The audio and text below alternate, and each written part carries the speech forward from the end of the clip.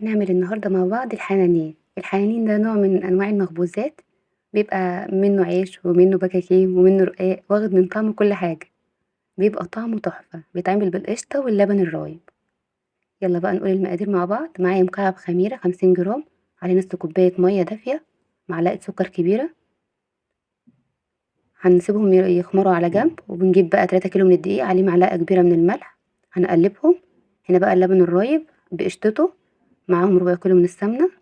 خلاص كده، كل ده بيتحط على بعضه.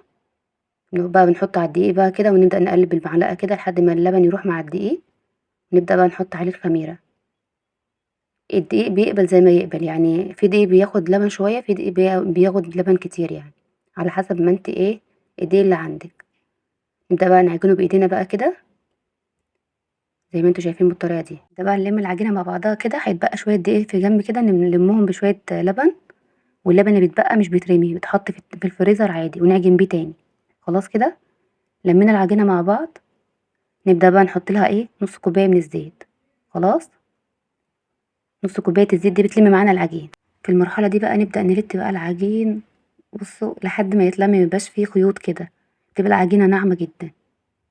العجينة دي بتبقى واخدة طراوة الرقاق وكمان واخدة سمك البكاكين. خلاص، يعني واخدة من الرقاق، واخدة طعم الرقاق كده، وواخدة سمك البكاكين وشكل البكاكين. خلاص، بتبقى طعمها زبدة فلاحي، بتاكلي زبدة فلاحي، ريحتها بتبقى قلب البيت حرفيا. كده خلاص، لمينا بقى العجين، هنحط عليه معلقة زيت، ونحط بقى هنا ايه الكيس. بنغطي بقى العجينة كده ونسيبها نص ساعة ترفع، ونبدأ بقى نشكلها. القطعة دي 70 جرام كده بالظبط. خلاص، يعني أكبر من البكاكين شوية. هنا بقى نبدأ بقى نشكل معانا بقى العجينة كده اللي احنا عاملينها، ونخبز خبزة بسيطة كده.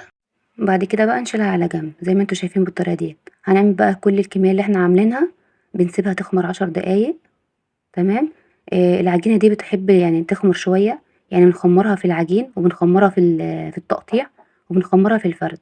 تاخد 3 مراحل من التخمير. خلاص كده، هنعمل بقى بقية الكمية زي ما انتوا شايفين بالطريقة ديت. هنعمل واحدة كمان معاكم اهوت. ما ترفعوهاش جامد ولا تتخنوها جامد، يعني اهم حاجة تبقى مايلة ارفع من العيش، ما تكونش تخينة زي سمك العيش كده. خلاص، واتخن برضو من الرقاق. نفس السمك ده اعملوه. بنفرده بقى ونحط على اللوح كده عشان يخمر. نبدأ بقى نولع الفرن ونوطي الفرن. بنوطي الفرن من تحت ونعليه من فوق. زي ما انتوا شايفين بيبقى تحفة، ريحته بتبقى قلب البيت والله.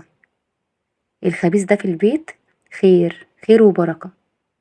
اكيد لاحظتوا معايا على القناة ان انا بعمل الاكل القديم شوية، مش بعمل الاكل بتاع اليومين دول. اكيد هعمل الاكل بتاع اليومين دول، بس انا بحب الحاجات القديمة شوية. حاجات بتاعت زمان ديت كانت بتبقى خير كده وبركة. هنا انا شوية بطاطس اهوت، وهنعمل بابا غنوج وحتة جبنة قديمة كده، وبيبقى خلاص كده الحمد لله. اكلات زمان ديت يعني غير بتاعت دلوقتي. اكلات دلوقتي كده ما تحسش لها طعم. هنعمل مع بعض كل الاكل بتاع زمان، بتاع ست وماما، الحاجات الحلوة دي.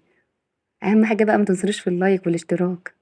وكده خلاص خلصنا. انا اسماء الحمامسي، لايك وشير، مع السلامة.